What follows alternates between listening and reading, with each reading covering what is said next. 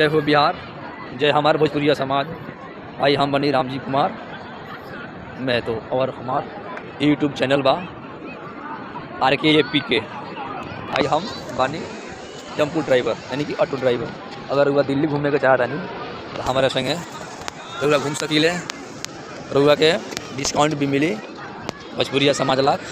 ठीक, रुआ आई हमारा नंबर पर संपर्क करी और हमारे से जुड़ी और हमारा यूट्यूब चैनल के सब्सक्राइब करी, लाल बटन पे दबाई, बेल आइकन के प्रेस करी और आई हमारे संगे India gate, Lal Qila, Qutub Minar, Connaught place, चिड़ियाघर, ये तमाम मतलब सारा आप रुआ में घुमाएँ। राजघाट हो गए, साइंस म्यूजियम हो गए, साइंस सेंटर हो गए, ये तमाम रुआ घुमाएँ एकदम कम प्राइस में। लेकिन भाई प्लीज़ हमार चैनल सब्सक्राइब करे के हुई, हमारा के ऐसे ही रुआ प्यार दुलार देते नहीं।